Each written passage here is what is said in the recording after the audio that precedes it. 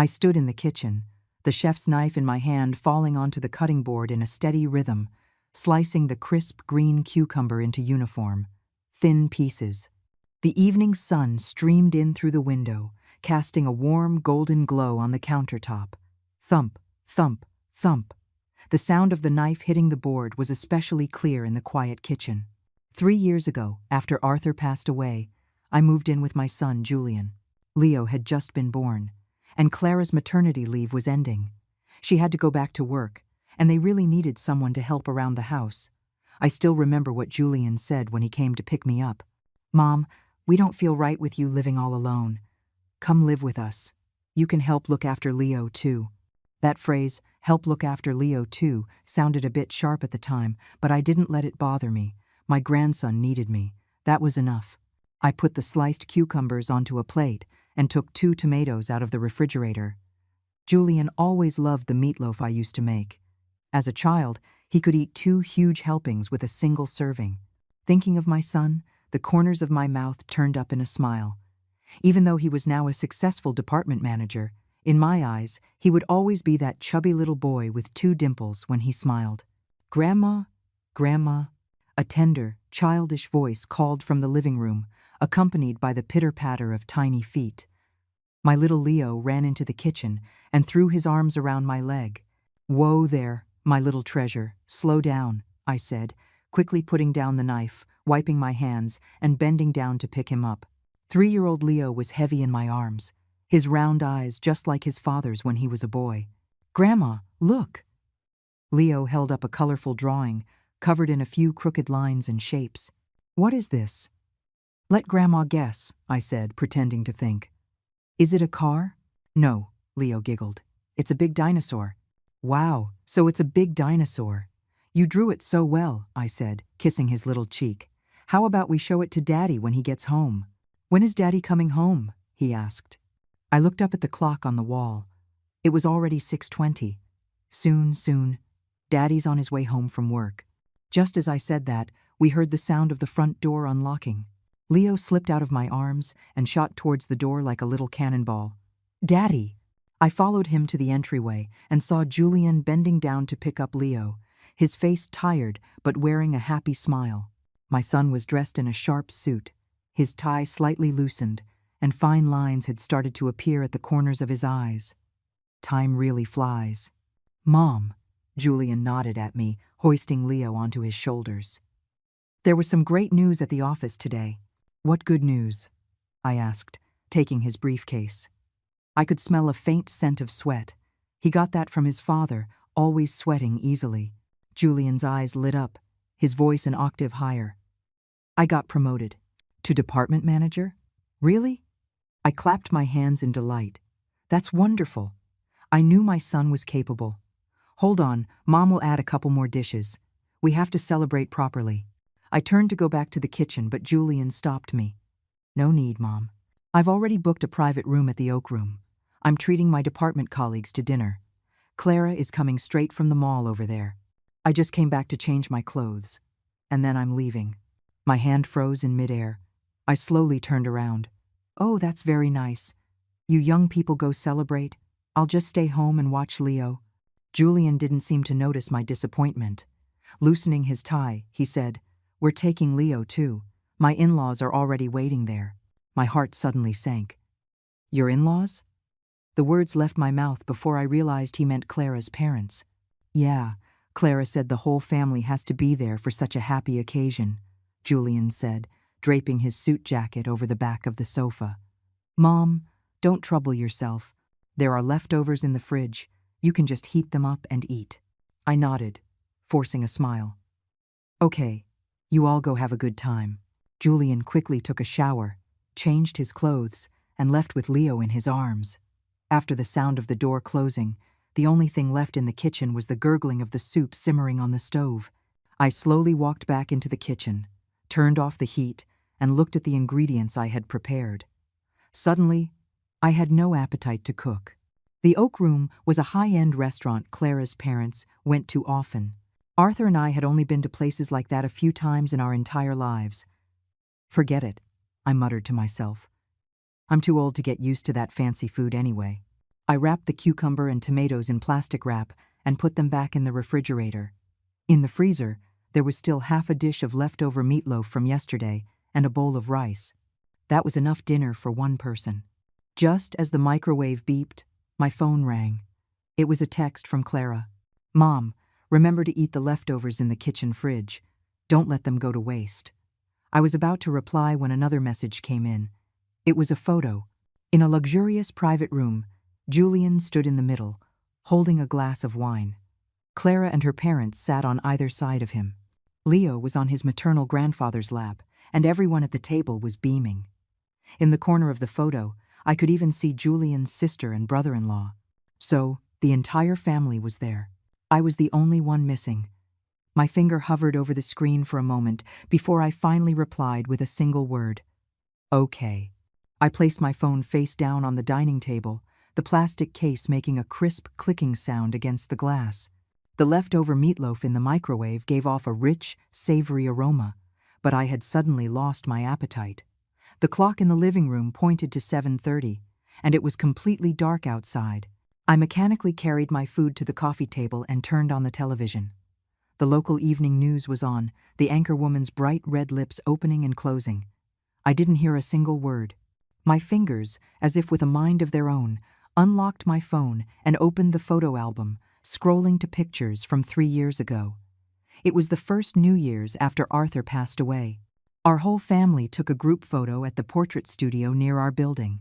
Julian stood in the middle, with me on his left and Clara on his right. Leo was surrounded by the three of us, sitting on a small stool in the front row. Back then, I was still a part of the family portrait. A burst of laughter from the television pulled me back to reality. A family sitcom was playing on the screen. The actors were gathered around a dining table, talking and laughing. I turned off the TV, and the room instantly fell silent, save for the occasional hum of the refrigerator's compressor. Getting up, I walked towards Julian's bedroom, or I should say, their master bedroom now. The door was unlocked. I pushed it open gently, and my eyes were met with a huge wedding photo hanging on the wall above the bed. Clara was in a pure white wedding gown, and Julian was in a black suit. They were smiling radiantly in the picture. I remember that wedding dress was custom-made. It cost nearly $3,000, which was half of Arthur's and my annual pension. The vanity was covered with bottles and jars. I recognized a few as the expensive skincare products Julian had given Clara for her last birthday. Next to it was an exquisite jewelry box filled with gold pieces, most of which Arthur and I had given them over the years. In the most prominent spot was a diamond necklace that Julian had bought for their 5th wedding anniversary last year. I gently closed the door and turned to Leo's room. The children's room was a riot of color, with cartoon stickers on the walls and toys piled in the corner. I picked up the teddy bear from his bedside. I had sewn it myself when Leo was born. It was a little worn now, but Leo always had to hug it to sleep. "At least Leo still needs me," I murmured, putting the bear back in its place. Back in the living room, my gaze fell on the family photo albums on the bookshelf. I took down the most recent one. A thin layer of dust had settled on the cover. I opened the first page. It was a black and white photo of Julian at 1 month old, a tiny thing wrapped in a swaddle. My own young face was beaming with the joy of new motherhood. Flipping through, there was Julian's first day of kindergarten, clinging to my shirt and refusing to let go. At his elementary school graduation, he wore a big red corsage and recited a poem on stage.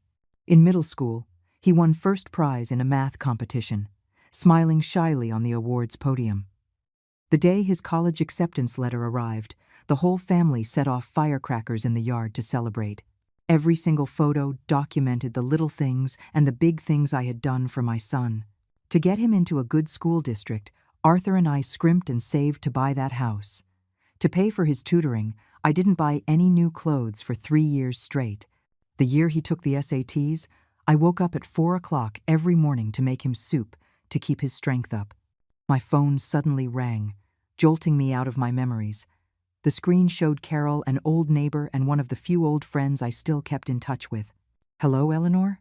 Have you eaten?" Carol's loud voice came through the receiver. Yes, I've eaten. How about you?" I tried to make my voice sound normal. I just finished. I was bored, so I thought I'd give you a call, Carol said, then paused. Oh, by the way, I heard your Julian got a promotion. Clara ran into me in the neighborhood today. She was so happy, said they'll finally be able to get a bigger house now. My fingers unconsciously tightened on the edge of the photo album. A bigger house? Yeah, Clara said they've got their eye on that new development on the east side, those townhouses called Willow Creek Estates. Carol's voice was filled with envy. Your Julian is so successful. A sharp pain shot through my stomach. Julian had never mentioned anything to me about moving. Eleanor, are you there? Ah, yes, I'm listening, I managed to reply. It's not set in stone yet. You know how Clara likes to talk ahead of things. True, Carol said, changing the subject. By the way, when are you coming back to the old house for a visit? The community is registering for demolition notices, and it looks like your building is within the scope. Demolition? I was completely stunned. Since when? Just in the last couple of weeks. The notices are all posted. The compensation plan looks pretty good, too. Carol's tone became puzzled. What? Julian didn't tell you. I took a deep breath. He might have. My memory isn't so good lately. After a few more pleasantries, I hung up, my hands trembling uncontrollably. Demolition? A new house? These were huge things. And I, his mother, was hearing about them from someone else.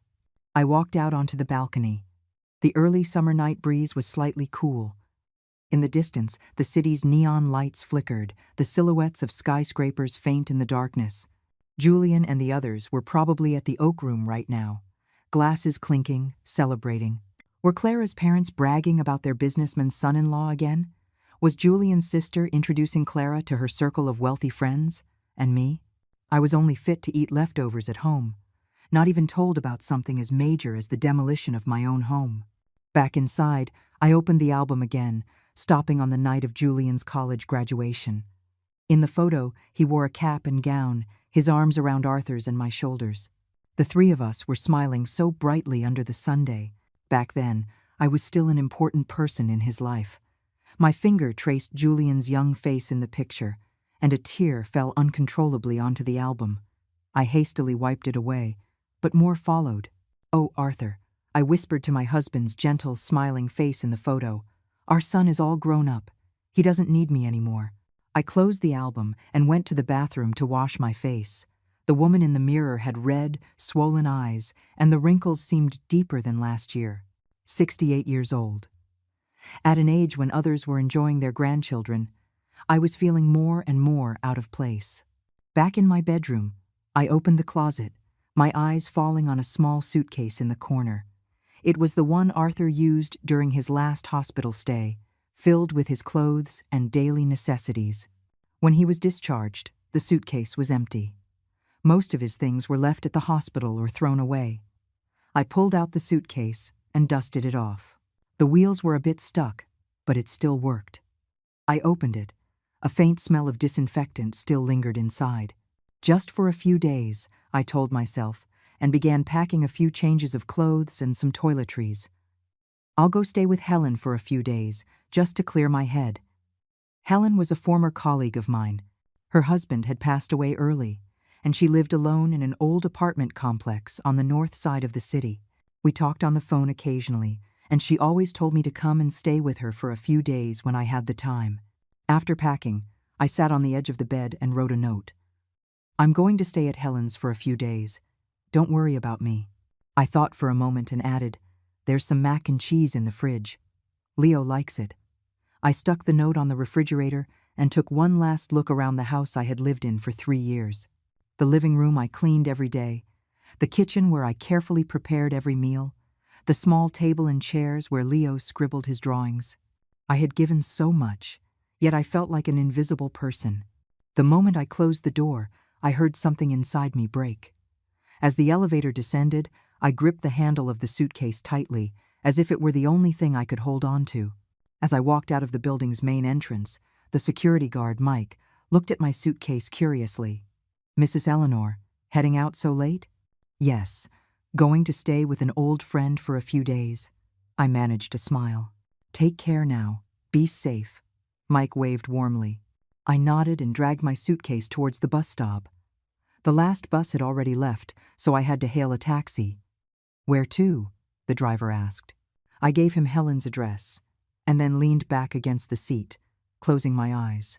The car drove into the night, the distance from home growing farther and farther. My phone vibrated. It was a message from Clara. Mom, where did you put Leo's formula? We're almost home. I looked at the screen and didn't reply. Let Julian find it himself.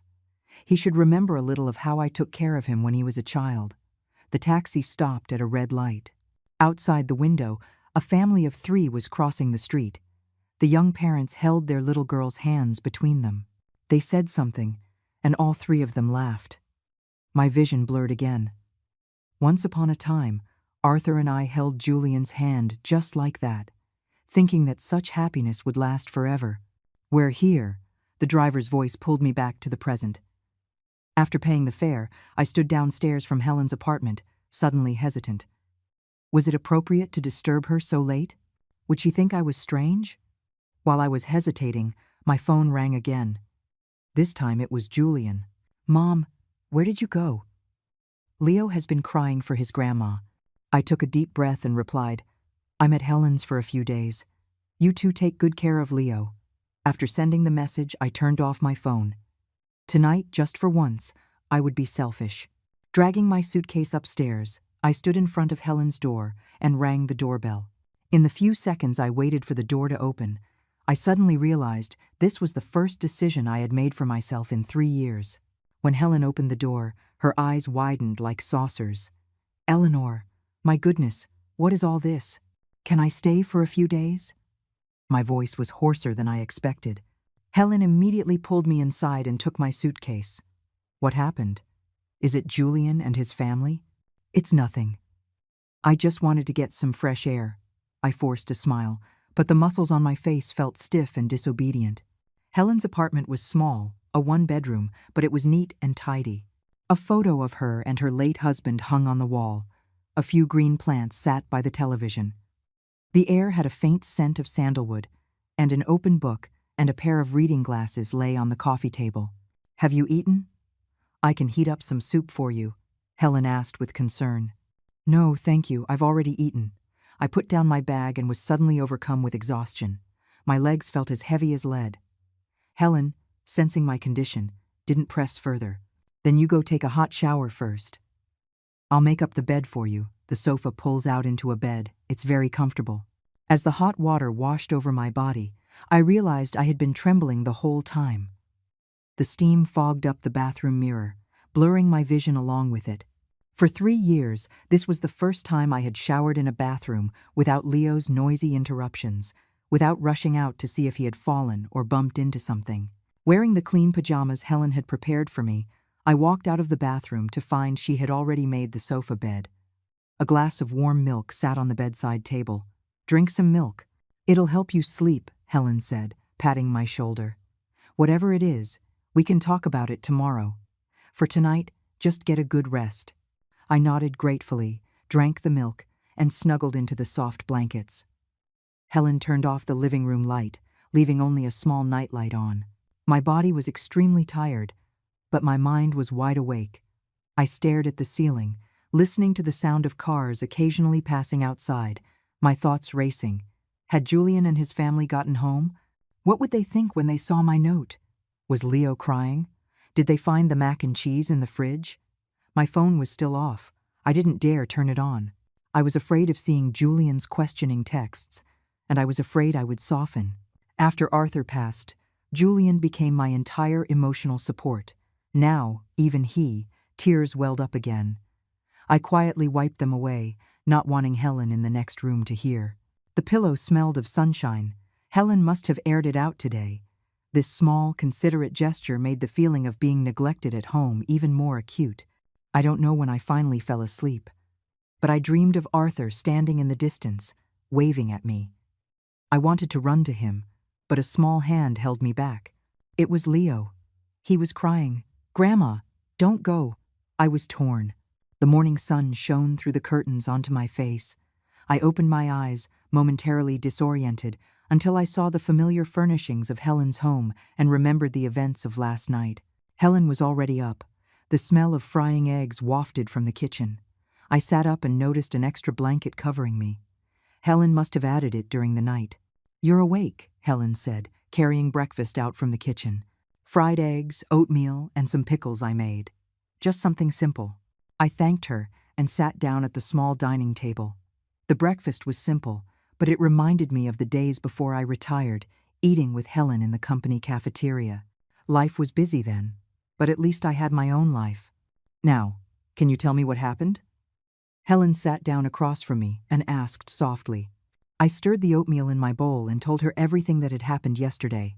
Julian's promotion celebration that I wasn't invited to, Clara's text telling me to eat the leftovers, and hearing about the demolition and moving plans from Carol. Helen's brow furrowed deeper and deeper. "That's just too much. Not telling you about something as big as the demolition. What I want to know most right now is what's really going on with the old house," I said, putting down my chopsticks. "Julian probably thought I didn't care about these things, so he didn't mention it." "Well, that's easy enough to find out. I'll go with you to the old building to take a look." Helen stood up decisively. "The notice must be posted on the community bulletin board." After breakfast, we took a bus to the old neighborhood where I used to live. Along the way, the scenery outside the window grew more and more familiar. The grocery store Arthur and I used to frequent, the kindergarten Julian attended, the park where our family used to walk on weekends. I hadn't been back in 3 years. Not much had changed, it was just a bit older. Walking through the community gate, my heart began to beat faster. This was the sycamore tree Julian had crashed into while learning to ride his bike. That was the stone bench where Arthur loved to sit and cool off in the summer. A few old neighbors were gathered in front of the bulletin board. When they saw me, they greeted me with surprise. "Eleanor, long time no see." After some small talk, I looked at the bulletin board. Sure enough, a conspicuous notice of intent for demolition was posted right in the middle. It clearly stated that our building was within the demolition scope and required homeowners to register with the community office within 2 weeks. "Your Julian came by last week," said Mr. Robert, who lived across the hall from me. "He brought a stack of documents and talked to the community office people for a long time." A tightness grew in my chest. "What did he say?" "I'm not sure about the details." Seemed like he was asking about the compensation money. Mr. Robert shook his head. "Your place is large. The compensation should be quite a lot." Helen gently squeezed my hand. "Do you want to go ask at the community office?" The community office was right in the center of the complex. The staff member, Sarah, was an enthusiastic young woman who had often helped Arthur with his pension matters. "Mrs. Eleanor," Sarah stood up in surprise. "I haven't seen you in so long." I managed a smile and got straight to the point. "Sarah, I'd like to ask about the demolition of our building." Sarah flipped through a registration book. "Building 3, Unit 2, 502. The homeowner is Arthur Chen. Your son was here last week. He submitted copies of the property deed and IDs. The preliminary compensation estimate is around $300,000. $300,000? The number made my vision go dark. After Arthur passed, the house was naturally inherited by both Julian and me. Although I had been living there, his name was indeed on the deed. "So, what's the status now?" I tried to remain calm. "It's already in the assessment stage," Sarah explained. "Once the assessment results are out and the agreement is signed, the compensation can be disbursed within 3 months. She hesitated for a moment. "Your son said you weren't in good health and that he was fully authorized to handle everything. Is there a problem?" "A huge problem." I fought back my anger. "No, I just came to find out." Walking out of the community office, my legs felt weak. I had to lean against the wall to stand. Helen looked at me with concern. "Eleanor, are you okay?"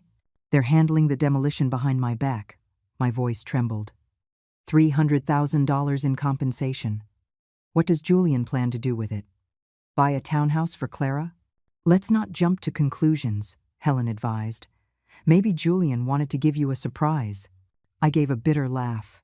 What kind of surprise needs to be kept from me? Standing in front of the old house I had lived in for over 20 years, I took out my key. I had never removed this key from my keyring. I inserted it into the lock, turned it, and the door opened. A musty smell hit me. The furniture was all covered in white cloths, and a thin layer of dust had accumulated on the floor. Sunlight streamed through the gaps in the curtains, illuminating the floating dust particles in the air. My footsteps left clear prints on the wooden floor. Everything here was so familiar: the rocking chair Arthur loved, the porcelain vase I used for flower arrangements, the basketball scuff mark Julian left on the wall in middle school. Our wedding photo still hung above the bed in the master bedroom. A young Arthur, handsome and tall, with me leaning shyly on his shoulder. The photo had yellowed, but the happiness felt like it was just yesterday.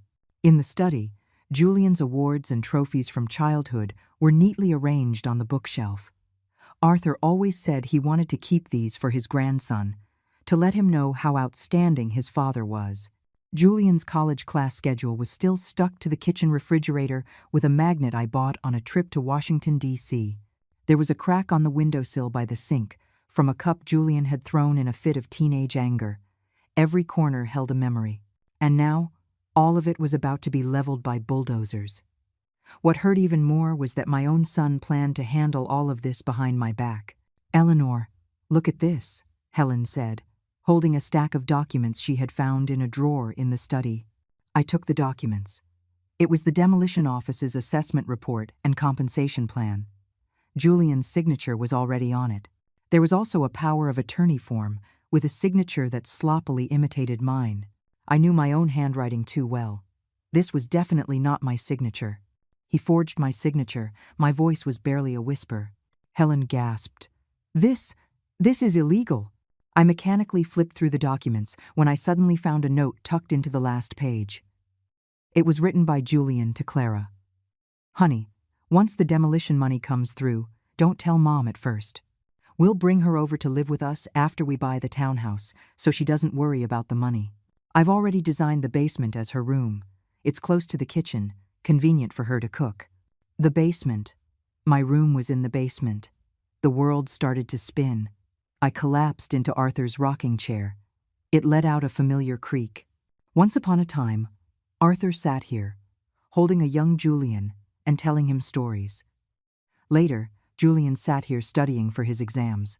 And later, "Eleanor, what are you going to do?" Helen asked worriedly. I took a deep breath and suddenly made a decision. "I'm going to stay here for a few days." "Here?" Helen looked around, but the utilities should still be on. I stood up and pulled the dust cover off the sofa. "I need time to think, and I need evidence." Helen tried to dissuade me, but seeing the look on my face, she gave up. "Then at least let me help you clean up a bit." We worked together, quickly cleaning the dust from the living room and bedroom. Helen went to the corner store downstairs to buy some daily necessities and food. Meanwhile, I plugged in my phone to charge it and turned it on. Dozens of unread messages and missed calls popped up, mostly from Julian, with a few from Clara. The most recent one was from Julian, sent 10 minutes ago. "Mom, where on earth are you?" Leo cried all night. "We're all so worried about you." I hesitated for a moment, then replied, "I'm at the old house. I want to be alone for a few days. Don't worry." The message had just been sent when the phone rang. It was Julian. "Mom, why did you go to the old house? No one's lived there for so long." "It's not safe." Julian's voice was clearly frantic. "I'm coming to get you right now." "No need," I said calmly. "I want to stay here for a few days to remember my time with your father. But Leo keeps crying for his grandma." Julian played his trump card. My heart did soften for a second, but then I remembered the documents and the note, and it hardened again. "You two are his parents. It's time you learn to take care of your child on your own. I'll be back on the weekend." I hung up and looked at Helen. "Can you do me a favor? I want to consult a lawyer." Helen nodded. "My nephew is a lawyer. He specializes in real estate disputes. I'll call him right now." That afternoon, Helen's nephew, David, came to the old house. He was a young man in his early 30s, wearing gold-rimmed glasses, and he spoke clearly and methodically. After listening to my story and reviewing the documents, David pushed up his glasses. Mrs. Chen, first of all, forging a signature is illegal. This power of attorney is invalid. Secondly, this house was the joint property of you and your husband. After he passed away, both you and your son are legal heirs, each holding a certain percentage. Any disposal of the property requires the consent of both parties. So what should I do now? I asked. First, you should go to the community office and revoke that power of attorney, stating that you do not agree with the current arrangement, David said. Secondly, I suggest you have a serious talk with your son to understand his true intentions. After seeing David out, I sat on the newly made bed, watching the sunset through the window. The old house was quiet. Every evening the sunlight would stream in just like this. Arthur always called it the golden hour. My phone rang again. This time it was Clara. Mom, please don't be angry. We didn't mean to not invite you to dinner. We just thought you wouldn't like that kind of occasion. Leo really misses you. I didn't reply. It wasn't that I disliked the occasion, it was that I disliked being excluded. It wasn't anger, it was heartbreak. As night fell, the familiar sounds of the old house began to emerge. One by one, the occasional gurgle of the water pipes, the soft whistle of the wind through the windows, the faint sound of the neighbor's television downstairs. These sounds, which once formed the background of my daily life, now sounded so dear. I decided to stay here for a few days to think carefully about the road ahead. 68 years old might not be too old. It might still be possible to start over. When the morning sun filtered through the sheer curtains, I momentarily thought Arthur was still beside me. I reached out to the other side of the bed, only to touch a cold sheet. Only then did I fully wake up. Mornings in the old house were exceptionally quiet.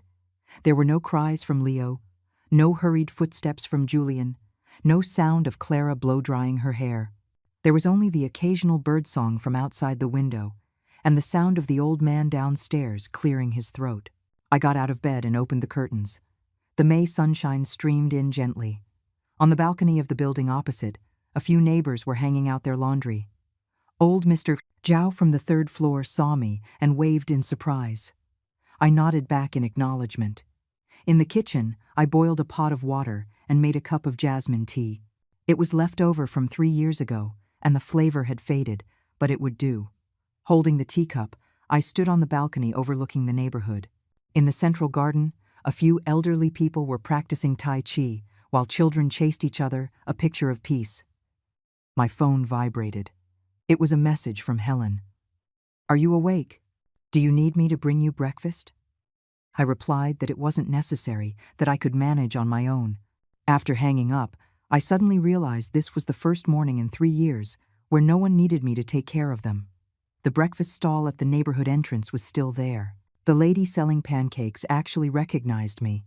"Oh, Mrs. Chen, long time no see. You look the same as ever." I nodded, a warmth spreading through my chest. The smell of the pancakes reminded me of the days I used to buy breakfast for Julian. He would always grab the pancake in a hurry and run off to school, with me shouting after him, "Slow down, don't choke." Back in the old house, I ate my pancake while reviewing yesterday's documents. David was right. I should first revoke that forged power of attorney. But deep down, I still hoped to have a good talk with Julian. I didn't want things to get ugly. Just as I was thinking, the phone rang. The screen showed Julian. I took a deep breath before answering. "Mom, are you okay at the old house?" Julian's voice sounded exhausted. I could faintly hear Leo crying in the background. "I'm fine," I answered calmly. "What's wrong with Leo?" "He's been crying since last night, won't eat his breakfast. He just wants his grandma." Julian sighed. "Clara's going to be late for work, and Mom, when are you coming back?" I gripped the phone tightly, trying to keep my voice from trembling. "I told you, I'll be back on the weekend. You two are his parents. You need to learn to handle these things." "But no buts," I interrupted him. "I've taken care of Leo for 3 years, since he was a baby. You can't even manage for 3 days?" There was a moment of silence on the other end. Then Julian's voice suddenly turned cold. "Fine. Have it your way. But Mom, the old building is going to be demolished soon. You shouldn't stay there too long." My heart sank. "How do you know about the demolition?" I heard it from the neighbors. Julian was clearly flustered. I have a meeting to get to. I'll hang up now." The call ended. I stared at my phone, a tightness in my chest. He was still lying. I decided not to wait any longer. I would go to the community office today and revoke that power of attorney. The community office had just opened. Sarah was organizing files. She was a little surprised to see me. "Mrs. Chen, you're here again?" "Sarah, I want to revoke the previous power of attorney," I said directly. "What?" Sarah was stunned. "But your son said you weren't well." "I'm perfectly fine." I took out my ID from my bag. The signature on that power of attorney was forged.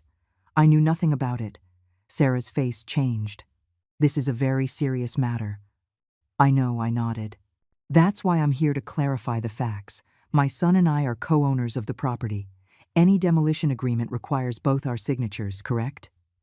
Sarah quickly pulled out the documents. "Yes, according to the regulations. That's correct. Mrs. Chen, would you like to discuss this with your son first?" "No need." My voice was calm but exceptionally firm. "Please help me with the revocation procedure. Also, please notify me directly of any progress regarding the demolition." After completing the paperwork, I walked out of the community office. The sun on my face felt like a weight had been lifted. For the first time in 3 years, I had made a decision for myself. For the first time, I had clearly said no. Back at the old house, I started to sort through some personal belongings. There were still a few of Arthur's clothes in the closet. I took them out and stroked them gently. They no longer carried his scent, but the warmth of his memory was still vivid. In the bedside table, there was a photo album filled with pictures of Julian from childhood to adulthood. I flipped through them one by one, tears blurring my vision. In the afternoon, Helen came to see me, bringing hot muffins and some homemade pickles. "Did it go smoothly at the community office?" she asked while helping me pack. "I took care of it." I nodded. "Sarah said they will issue a new notice requiring both parties to be present to sign. So, what are you going to do next?" I put down the photo album and sighed deeply. "I don't know. David said I'm entitled to a portion of the demolition money. I could buy a small condo for myself. But what? But I don't want to lose Julian and Leo." Tears finally broke through. "They're my only family." Helen hugged me, gently patting my back. "Silly woman, you're Julian's mother. That will never change. He might be influenced by Clara right now, but blood is thicker than water. One day, he'll understand." As we were talking, the doorbell suddenly rang. Helen went to open the door, then let out a surprised cry. "Eleanor, come and see this." I wiped my tears and walked to the door. The hallway was filled with large and small bags, baby formula, diapers, Leo's favorite snacks, and a few boxes of health supplements. On top of it all was a note. "Mom, we don't know where Leo's things are. Please use these for now. Love, Julian." I crouched down and looked through the items, a mixture of feelings in my heart. What was this? A carrot after the stick? Or did he genuinely care? "Should you call him?" Helen asked. I shook my head. "Let's wait a little longer." That night, I tossed and turned, unable to sleep. Every corner of the old house reminded me of the past. At 2 a.m, my phone screen suddenly lit up. It was a photo from Clara. Leo's eyes were red and swollen from crying, and he was clutching the little teddy bear I made for him. The caption read, "Leo misses his grandma." My heart felt like it was being pricked by a needle. For 3 years, Leo had slept by my side almost every night. How scared he must be now. I almost grabbed the phone to call Julian, but in the end, I put it down. If they truly cared about my feelings, they wouldn't have forged my signature, wouldn't have planned to put me in the basement, and wouldn't have forgotten only me during a family celebration. On the 3rd morning, I decided to go for a walk. The park near the neighborhood was a place Arthur and I often visited. We would always sit on a bench and have breakfast after our morning exercises. The park hadn't changed much, only the trees were taller. I sat on our familiar bench, watching the morning light on the lake, lost in thought. "Mrs. Chen, is that you?" A gentle male voice came from behind. I turned around to see a spirited, elderly man with white hair and gold-rimmed glasses. He looked familiar. "I'm James Peterson. I used to be an English teacher at the high school. I was a colleague of your husband's," the man introduced himself with a smile. It was then that I remembered. "Mr. Peterson, it's been a long time." Mr. Peterson sat down next to me. "I heard you moved in with your son. What brings you back?" I briefly explained the situation, omitting the unpleasant parts. Mr. Peterson nodded without asking further questions. "I live alone now," he said. "After retiring, I joined the senior program at the community center. I teach a calligraphy class. Life is quite fulfilling." He took out his phone and showed me some photos of their activities, calligraphy exhibitions, poetry readings, a senior choir. The elderly people in the photos were all smiling, full of life. "We have a calligraphy and painting exhibition next week at the Cultural Center," Mr. Peterson said warmly. "Would you be interested in coming?" Just as I was about to answer, my phone rang. It was Julian. I hesitated, then answered, "Mom." Julian's voice was unusually anxious. "Leo has a high fever. He keeps calling for Grandma. Can you come back and see him?" My heart clenched. "What's his temperature?" 103.1. "We just gave him some fever reducer, but it's not going down." Julian's voice was filled with unprecedented panic. "We don't know what to do." I gripped the phone, my heart torn. Leo was sick. I should go back and take care of him. But if I went back just like that, what was the point of all my resolve? "Mom, I'm begging you." Julian's voice choked up. "Leo really needs you. In the end, my love for my grandson won. I'll be right back." After hanging up, I apologized to Mr. Peterson, explaining I had a family emergency. Mr. Peterson nodded in understanding and handed me a business card. "Get in touch when you have time. The community center is always open to you." I hurried back to the old house, packed a few essentials, and called Helen to explain the situation. "You're going back?" Helen sounded worried. "Leo is sick. I have to go see him," I sighed. "But this time, I won't suffer in silence anymore."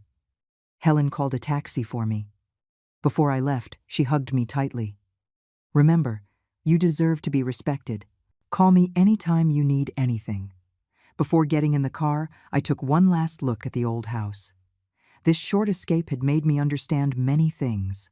I was no longer just a caregiver, a neglected mother and grandmother. I was a person with rights and dignity, deserving to be heard and respected. The taxi headed towards Julian's house. My heart was no longer as lost as it was when I left. No matter what I had to face next, I had found a part of myself again, the Eleanor who, besides being a mother and grandmother, still had her own life. When the taxi stopped downstairs at Julian's building, a light rain began to fall. I didn't have an umbrella, so I had to cover my head with my bag and run into the building. As the elevator ascended, my heart beat faster and faster, worried about Leo's condition and anxious about the confrontation to come. I inserted the key into the lock. The moment the door opened, I heard Leo's heart-wrenching cries. Without changing my shoes, I rushed directly to the children's room. Leo was lying on the bed, his little face flushed red from the fever, tears and snot covering his face. Clara was clumsily trying to take his temperature, while Julian stood nearby, holding a half-spilled cup of medicine. Seeing me, they both looked immensely relieved. "Mom!" Julian practically ran over. "You're finally back." I ignored him and went straight to the bed, feeling Leo's scorching forehead. Leo opened his teary eyes, saw it was me, and immediately reached out his little hands. "Grandma, it hurts." "Where does it hurt, sweetie?" I asked softly, expertly checking his throat and ears. "My head hurts," Leo sobbed. I took the thermometer and measured again 102.7. It was indeed very high. I opened the medicine cabinet, found the cooling patches I always used, and stuck one on Leo's forehead. Then, I soaked a towel in warm water and gently wiped his hands and feet. "Have you been to the hospital?" I asked, my eyes not on Julian or Clara. "Not yet," Clara stammered. "We wanted to see if the fever reducer would work first." I took a deep breath, suppressing my frustration. With such a high fever for so long, it could be tonsillitis or an ear infection. He needs to go to the hospital, so we go now? Julian asked, his tone uncertain. Of course, now. I picked up Leo. He quieted down a little in my arms, his small hands clutching my collar tightly. Julian hurriedly grabbed the car keys, and Clara ran into the bedroom to change. Watching their frantic state, I suddenly realized that in the 3 years I had been taking care of Leo, they had barely participated in his daily care. They didn't even know the most basic responses. The emergency room at the children's hospital was always crowded. We waited for nearly an hour to see a doctor. The diagnosis was acute tonsillitis, requiring an IV drip of antibiotics. Leo burst into tears at the sight of the needle. I had to hold him, softly humming his favorite nursery rhyme to calm him down. As the nurse inserted the 4, Julian and Clara stood by, helpless. The nurse gave them a strange look. The parents can help hold the child still. Only then did Julian step forward and awkwardly hold Leo's leg. The moment the needle went in, Leo cried even louder. My heart ached so much I almost cried too. It was late at night by the time the IV drip finished. Leo's fever had subsided a little, and he'd fallen asleep in my arms. On the way home, the car was silent, except for the sound of the rain hitting the windows and Leo's steady breathing. When we got home, I settled Leo in his bed and stayed by his side. Julian and Clara hovered at the doorway, seeming to want to say something but not daring to. You two go get some rest, I said without turning my head. I'll stay with Leo tonight. They left as if granted amnesty. I listened to their footsteps recede and sighed softly, tucking Leo in. At 3 in the morning, Leo's fever finally broke, and his breathing became steady. I leaned back in the chair by his bed, exhausted but unable to sleep. My phone screen lit up. It was a message from Helen. How's Leo? Do you need my help? I replied. We've seen a doctor. He's stable now. Helen quickly replied. That's good. By the way, my nephew said if you need legal advice, you can contact him any time. I had just put down my phone when I heard a soft knock on the door. Julian was standing there, holding a glass of warm milk. Mom, thank you for your hard work. He handed me the milk. Is Leo better? I took the milk and nodded. The fever's gone. He should be fine. Julian sat down by the bed, looking at the sleeping Leo, hesitating to speak. After a moment of silence, he finally said, Mom, where were you these past few days? We were really worried. I was at the old house, I said calmly. I saw the demolition notice, and I saw the power of attorney you forged with my signature. Julian's face turned pale instantly. Mom, let me explain. Explain what? My voice was still calm, but each word was as cold as an icicle. Explain how you handled the old house behind my back? Explain how you and Clara planned to use the demolition money to buy a townhouse? Or explain how you planned to have me live in the basement? Julian's eyes widened, clearly not expecting me to know so much. Mom, it's not what you think. We wanted to give you a surprise. Enough, I hissed, keeping my voice low so as not to wake Leo. You're still lying. Julian hung his head, his hands wringing nervously. I'm sorry, Mom. It was Clara. She said you were getting old, that we should just handle these things. So in your eyes, I'm already senile, not worthy of knowing my own house is being torn down? My voice trembled. Julian, that house was your father's and my life's work. And you so easily. Mom, Julian suddenly grabbed my hand. After the demolition money comes, we'll definitely give you a share. It's just that Clara has always wanted a bigger house, and you know how real estate prices are now? I pulled my hand back, feeling a chill in my heart. So how much were you planning to give me? A room in the basement? Julian was speechless, his eyes darting away. Just then, Leo turned over in his sleep and murmured, Grandma. We both looked at him, speechless for a moment. Go to bed, I finally said. We'll talk tomorrow. Julian, as if granted another amnesty, quickly left the room. I leaned back in the chair, looking at Leo's sleeping face, tears streaming down silently. This was the son I had raised. To please his wife, he could deceive his own mother like this. The next morning, Leo's fever was completely gone, and he was in much better spirits. I made him his favorite steamed egg custard, feeding it to him one small spoonful at a time. Clara came out of her room and saw this, her expression complicated. "Mom, thank you for last night." I didn't respond, just focused on feeding Leo. Clara stood there awkwardly for a moment, then went to the kitchen to make coffee. Julian came out with dark circles under his eyes, obviously having not slept well all night. He sat across the dining table, wanting to speak but hesitating. Leo happily called out, "Daddy," breaking the heavy atmosphere. "Daddy, Grandma's back," Leo said, waving his arms. Julian forced a smile. "Yes, Grandma's back. Is Leo happy?" "Happy," Leo answered loudly, then turned to me. "Grandma's not leaving." I kissed his cheek. "Grandma will always be with Leo." This sentence seemed to relieve Julian. The tense expression on his face softened. But I knew the problems between us were far from resolved.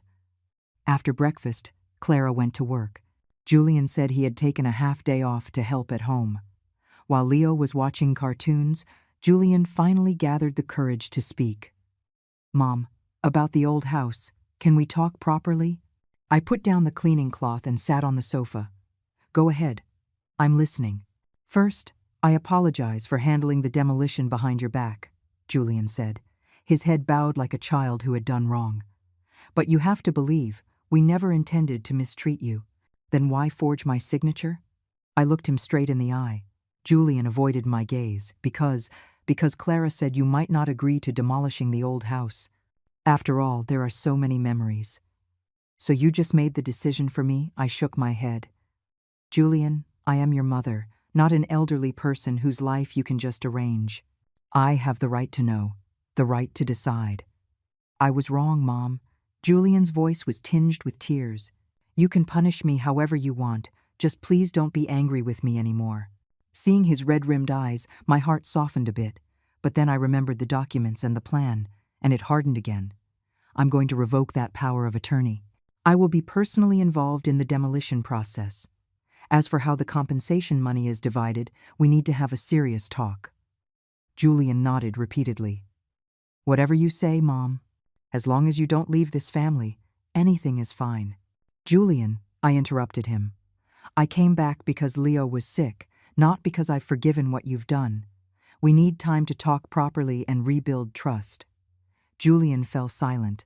After a long while, he said, "Mom, you've changed." "Yes, I have," I admitted frankly. "I've realized that besides being your mother and Leo's grandmother, I am also myself Eleanor. I have my own rights, my own feelings, my own needs." Julian seemed stunned by this, staring at me blankly. Just then, the phone rang. It was Clara. Julian answered and walked out to the balcony to talk. Through the glass door, I saw his expression change from surprise to anger, and finally to resignation. After hanging up, he came back with a grim face. "What is it?" I asked. "Clara. She's not happy that you want to be involved in the compensation distribution," Julian said with difficulty. "She says that money is very important for us to buy a house." I took a deep breath. So in her eyes, my rights are less important than your plan to buy a house. Julian didn't answer, but his silence said everything. My heart turned completely cold. "Mom," Julian finally spoke, his voice cold and stiff. "Have you had enough? Leo has been crying non-stop. Clara's work has been affected, and now you want to interfere with the demolition money. Can't you be a little more considerate of us?"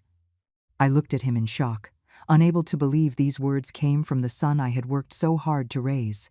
All the grievances, anger, and sadness churned in my chest, but I maintained a calm facade. "Julian," I said slowly, "legally, I am entitled to a portion of the demolition money from the old house. As for taking care of Leo, I do it out of love, not obligation." Julian's expression stiffened. "What do you mean?" I looked him straight in the eye. "If you and Clara think I'm just a free nanny and a cash machine you can dispose of at will, you are mistaken." Julian's phone rang again. He glanced at it and irritably rejected the call. "Mom, can we please not fight?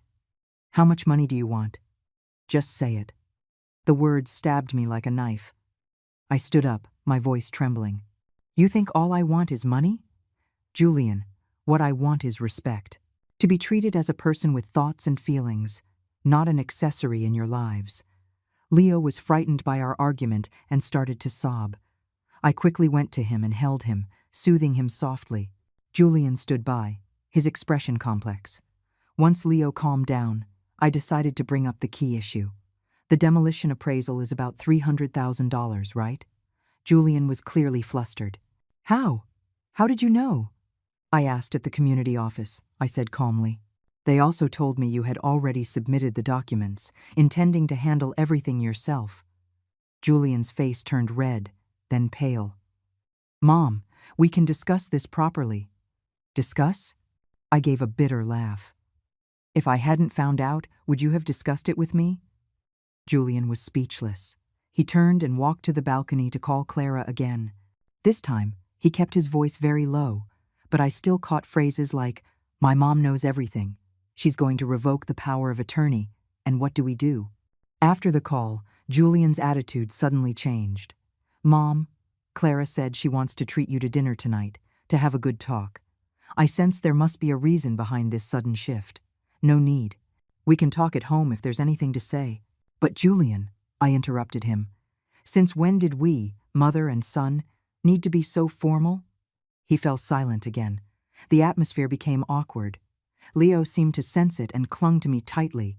In the afternoon, Clara came home early, carrying a box of exquisite pastries. She put on a smile as soon as she walked in. "Mom, I heard you like the walnut crisps from this place. I bought some especially for you." I thanked her but didn't engage further. Clara awkwardly placed the pastries on the table, then pulled Julian into the bedroom. Before closing the door, I heard her whisper, "We have to appease her." Otherwise the door closed, and I couldn't hear the rest, but it was enough to make my heart sink. As expected, their kindness had an ulterior motive. Clara took the initiative to cook dinner, which was extremely rare. At the dinner table, she kept putting food on my plate, asking about my well-being, but I could see the calculation behind her smile. "Mom," Clara finally got to the point. "I heard you know about the demolition." I nodded and continued eating. "Actually, we wanted to give you a surprise," Clara said sweetly. "We plan to use the demolition money to buy a big house and prepare a large, south-facing room for you." I put down my chopsticks and looked her straight in the eye. "Really? Then why did the note I found in Julian's study say the basement is close to the kitchen, convenient for Mom to cook?" Clara's smile froze on her face. Julian was so shocked he dropped his chopsticks. "Mom, you went through my study?" Julian stammered. "I was looking for Leo's vaccination records the other day," I explained calmly, "and I saw it by accident." After an awkward silence, Clara's expression suddenly changed. "Since you know everything, let's just be direct. We do have an urgent need for the demolition money. Aren't you living here just fine? Why do you have to fight over that bit of money?" "Clara," Julian tried to stop her. "Don't stop me," Clara said shrilly. "Do you know how expensive it is to raise a child now? Do you know how high real estate prices are? We finally have a chance to get a bigger house. As an elder, shouldn't you be supportive?" I looked at this once gentle and lovely daughter-in-law and suddenly felt she was a complete stranger. And my son just sat there, saying nothing. "Clara," I stood up slowly. "First, that's not just your money. Second, respect is mutual. You plan celebrations without inviting me, tell me to eat leftovers, handle my house behind my back, and now you accuse me of fighting for money. Is this how you treat your elders?" Clara wanted to say more, but Leo suddenly started crying. I picked up my grandson and left the dining table. Behind me, I heard Julian and Clara begin to argue in low voices. That night, I slept with Leo in the children's room. In the dead of night, I gently stroked Leo's soft hair, thinking about the future. It was clear that in this family, I had gone from being a family member to a burden and an obstacle. But at 68, did I not have the right to choose? Looking at Leo's sleeping face, I secretly made a decision. It was time to live for myself. Not just for me, but also to show Leo that even at nearly 70, a person could live with dignity. The morning sun filtered through the gap in the curtains. I rose gently, trying not to wake Leo sleeping beside me. After last night's argument, the atmosphere in the house was still tense, but at least Leo's fever was gone, which was a relief. In the kitchen, I put water on to boil for oatmeal, moving as quietly as possible.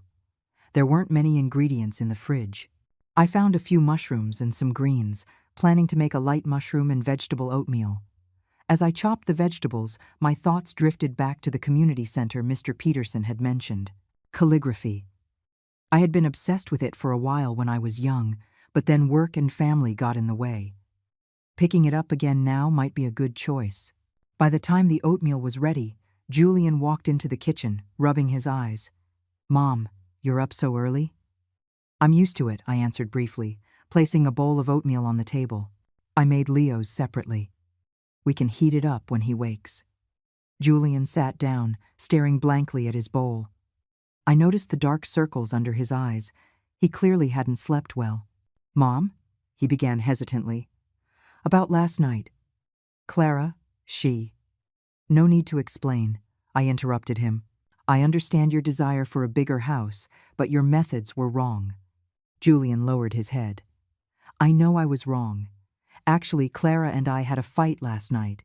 I was a bit surprised but didn't show it, just continued stirring the pot of oatmeal. I told her she shouldn't have treated you like that she shouldn't have handled the demolition behind your back." Julian's voice grew softer. "But she thinks I'm siding with you too much." "And what do you think?" I put down the spoon and looked him in the eye. Julian looked up, his eyes red. "Mom, I don't know what to do." "It's you on one side, and Clara and Leo on the other. I don't want to lose any of you." Seeing his pained expression, my heart softened. It was true. The son caught in the middle had his own difficulties. But understanding didn't mean compromising. "Julian," I sat down across from him. "I'm not asking you to choose between me and Clara.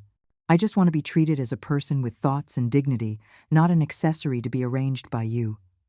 Julian was silent for a moment, then suddenly said, "Mom, you've really changed a lot. Have I? You never used to express your dissatisfaction so directly. You always endured in silence." I gave a bitter smile. "Because I used to think forbearance was love. Now I understand that true love requires mutual respect."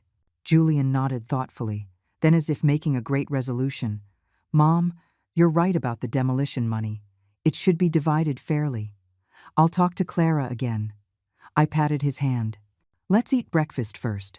The oatmeal is getting cold." After breakfast, Julian went to work. Clara took the day off. Whether to genuinely spend time with Leo or to keep an eye on me, I didn't know. She stayed in her bedroom until after I put Leo down for his nap. "Mom." She stood at the kitchen doorway, her tone much softer than last night. "Can we talk?" I dried my hands and gestured for her to sit. "Go ahead." Clara wrung her hands. "About yesterday, my attitude was bad. I apologize." I didn't respond immediately, waiting for her to continue. "Julian and I discussed it," Clara continued, her eyes avoiding mine. "The demolition money. We agree you should have a part of it." "How much?" I asked directly. Clara was clearly not expecting such a direct question.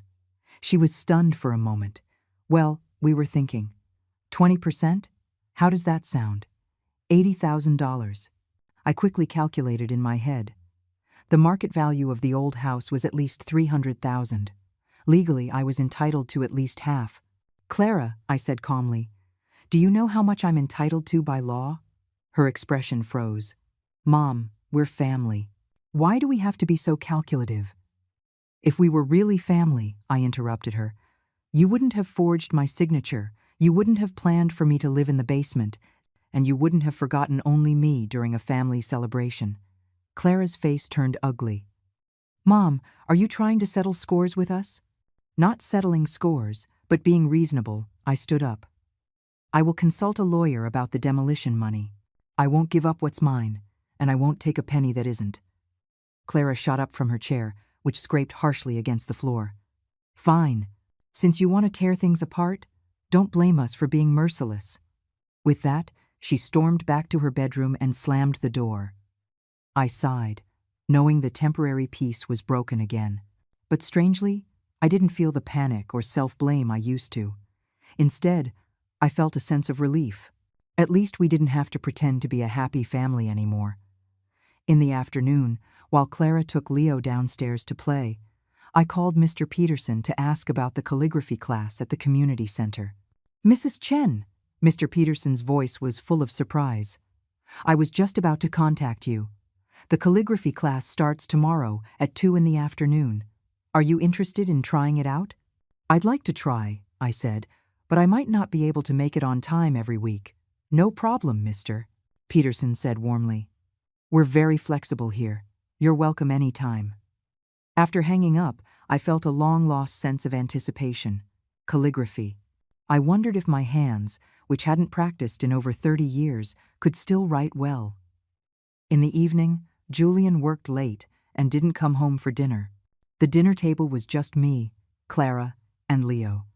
The atmosphere was so heavy that even Leo noticed, eating his food quietly without a word. After dinner, Clara took Leo straight to his room, leaving me alone in the living room. I turned on the TV but couldn't focus. My phone vibrated. It was a message from Helen. "How are things? Is the situation at home any better?" I replied, "Calm for now, but the problem isn't solved. I'm thinking of going to the community center tomorrow."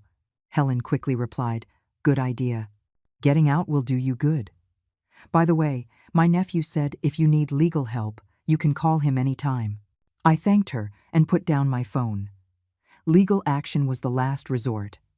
I still hoped to resolve things peacefully with Julian and his family. The next morning, Julian was home for breakfast for a change. Clara was still asleep. I made his favorite biscuits. "Mom," Julian said, taking a bite, "do you have any plans today?" "I'm thinking of going to the community center this afternoon," I told him truthfully. "Mr. Peterson invited me to join the calligraphy class." Julian was clearly surprised. "A calligraphy class? Since when were you interested in calligraphy?" "I loved it when I was young, but then I got busy with work and family and had to put it aside." I poured him a glass of orange juice. "Now that I have time, I want to pick it up again." Julian nodded thoughtfully. "That's great. You should have some hobbies of your own." I sensed a change in his attitude. "Did Clara say something to you?" Julian put down his fork and sighed. "She said you threatened to get a lawyer to divide the demolition money." "I didn't threaten. I corrected him. I just said I would consult a lawyer to understand my rights." "Mom," Julian suddenly grabbed my hand, "let's not take it that far, okay? A family suing each other. It would be so ugly." Looking at his pleading eyes, my heart softened. "Julian, I don't want that either. But you both must respect my rights and my feelings." He nodded. "I understand. I'll try to talk to Clara again." After breakfast, Julian went to work. Clara got up and took Leo straight to her parents' house without even saying goodbye. I was alone at home and felt a sense of relief. At 1:30 in the afternoon, I packed a small bag and took the bus to the community center. On the bus, I watched the street scenes flash by, remembering the days when I used to carry my art supplies to class. Back then, I too had artistic dreams. The community center was on the 3rd floor of the cultural building, spacious and bright. The hallway was decorated with artworks by the members. Although the skill levels varied, you could see the heart poured into each piece. "Mrs. Chen." Mr. Peterson greeted me from a classroom, warmly shaking my hand. "I'm so glad you came." He showed me around the facility, introducing me to a few active classes, the choir, the painting class, the Tai Chi group, and finally, we arrived at the calligraphy classroom. A dozen or so silver-haired students were practicing. They nodded and smiled kindly when I entered. "Today, we're learning the basic strokes of standard script." Mr. Peterson introduced me to the class. "This is Mrs. Chen. She was a middle school art teacher before she retired and has a good foundation in calligraphy." I quickly waved my hands. "I haven't practiced in years. I'm starting from scratch now." Mr. Peterson sat me next to a kind-looking old lady. "This is Pat. She's the life of our class." Pat smiled and handed me a brush. "Mrs. Chen, welcome to our Sunset Glow team." The classroom was filled with a relaxed and cheerful atmosphere. When I dipped the brush in ink and made the first stroke on the paper, A long-lost sense of tranquility washed over me. Horizontal, vertical, left-falling stroke. The basic strokes were rusty, but the feeling was slowly coming back. "Relax your wrist," Mr. Peterson guided softly. "Yes, just like that. You have a very good foundation." When the 2-hour class ended, I was left wanting more. Pat enthusiastically invited me to join their after-class tea party, and I gladly accepted. At the tea party, the elderly members spoke freely, talking about calligraphy, life, and their families. When I mentioned the conflict with my son and daughter-in-law, Pat patted my hand. "My 2 sons are even worse. They almost came to blows over demolition money. They don't even speak to each other now." Another old gentleman said, "When children grow up, they have their own lives. We old folks have to learn to find our own fun and not revolve around them."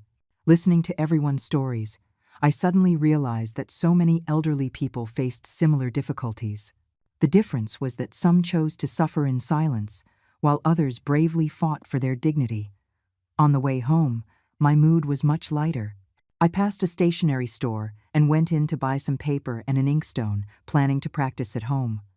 I opened the door to my son's house and was surprised to find Julian and Clara both in the living room. Leo was on the floor playing with blocks. Seeing me, Julian immediately stood up. "Mom, you're back. How was the calligraphy class?" "It was great," I answered briefly, noticing a cake box on the coffee table. "Mom," Clara began, her tone softer than yesterday, "we bought your favorite chestnut cake. We wanted to have a good talk with you." I put down my bag and sat in the armchair. "Go on." Julian and Clara exchanged a look.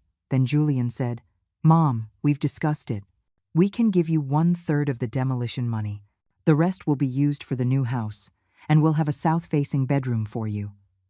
I noticed he looked at Clara when he said we've discussed it. Clearly, this decision was something Clara had reluctantly agreed to. "And the basement?" I asked directly. Clara's face flushed. That was just a thoughtless idea before. "In the new house, you'll of course live upstairs." I didn't respond immediately, instead looking at Leo. The little guy was focused on his blocks, a serious look on his face. His t-shirt collar was dirty, and his nails were a bit long, details I usually took care of. "Leo," I called softly, "come to Grandma." Leo immediately dropped his blocks and ran over, stumbling into my arms. I stroked his hair and smelled the familiar scent of his baby shampoo. My heart softened. "Mom," Julian took the opportunity to say, "is this arrangement okay? We're a family. We can discuss and solve any problem." I took a deep breath. "Julian, Clara, I can accept the 1/3 distribution plan, but I have one condition." "What condition?" Clara immediately became alert. "I need to have my own independent living space and time," I said calmly. "For example, I'll go to the community center 3 days a week, and you two will take care of Leo yourselves." Clara frowned. "But Clara," I interrupted her, "Leo is already 3 years old. You are his parents. You should take on more responsibility." "I can help, but not do everything." To my surprise, Julian nodded first. "Mom is right. We should spend more time with Leo." Clara glared at him, but didn't object further. "Also," I continued, "I want to be involved in the design of the new house. I will decide on my own room." This time, Clara clearly hesitated, but Julian squeezed her hand, and she reluctantly nodded. "Okay, then it's settled." I picked up Leo. "Now, who's going to tell me why Leo's nails are so long?" Julian and Clara looked at each other, both embarrassed. I shook my head, took out the child's nail clippers from the drawer. "Watch, I'll teach you how to cut Leo's nails." That evening, the atmosphere at home eased considerably. Although Clara was still a bit unnatural, at least she wasn't giving me the cold shoulder. Julian was visibly relieved and even tried some of my calligraphy practice sheets, praising my talent. Before bed, I sat on my bed and looked through the photos I took today on my phone, the group photo from the calligraphy class, the Harmony in the Family piece I wrote, Leo's focused face as he played with his blocks. Suddenly, a new message popped up. It was from Mr. Peterson with next week's class schedule, followed by a sentence, "Mrs. Chen, your brushwork has a lot of spirit. Keep it up, and you'll surely achieve great things." I smiled. put down my phone, and turned off the lamp. In the darkness, I felt for the first time that beyond the roles of mother and grandmother, I could also be Mrs. Chen, the student, and that young girl who once had artistic dreams. The morning sun streamed through the sheer curtains. I opened my eyes and took a moment to realize it was Saturday. Leo didn't have to go to preschool, and for once, Julian and Clara were both home. After getting up and washing, I tied on my apron to make breakfast. In the kitchen, I fried eggs while thinking about yesterday's calligraphy class. Mr. Peterson taught us the 8 principles of Yong, the foundation of standard script. My wrist was still a little sore, but the long-lost feeling of concentration was captivating. "Grandma?" Leo ran into the kitchen barefoot and hugged my leg. "I want a fried egg." "Okay, Grandma's making them right now." I bent down and kissed his cheek. "Go wake up Mommy and Daddy." Leo bounced off. A moment later, Julian walked in, rubbing his eyes. "Mom, you're cooking so early?" "I'm used to it." I placed the fried eggs on a plate. "Is Clara still sleeping?" Julian poured himself a glass of water.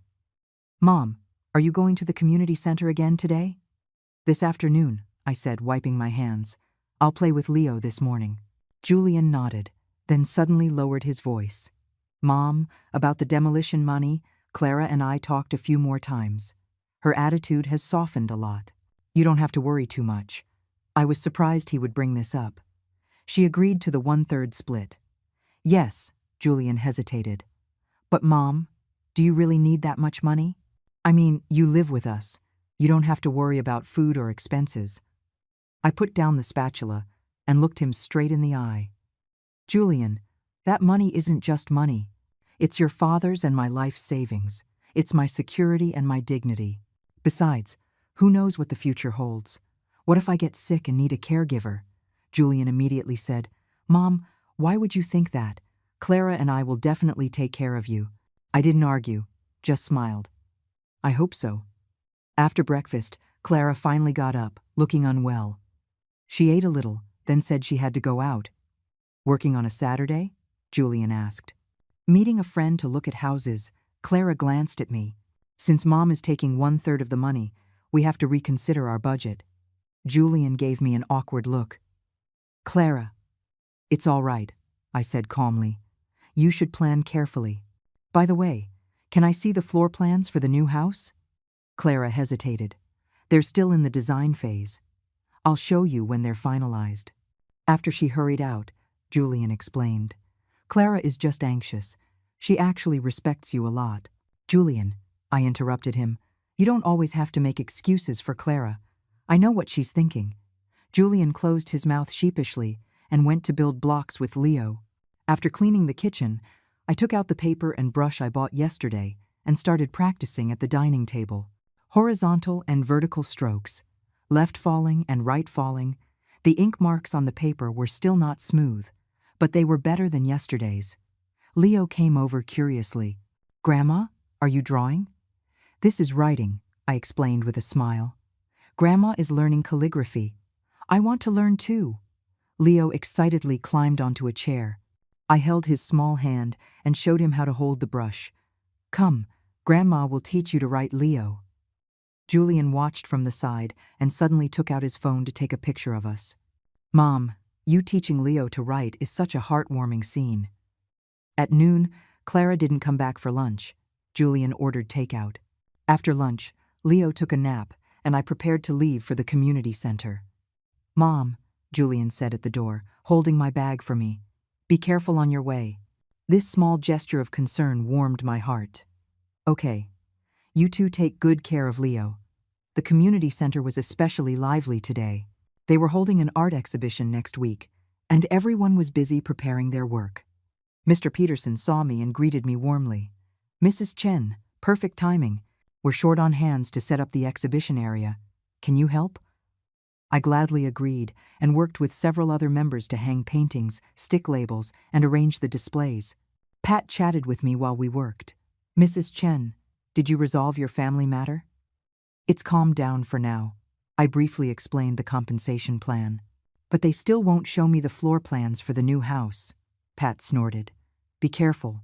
They might be up to something. My son was like that too."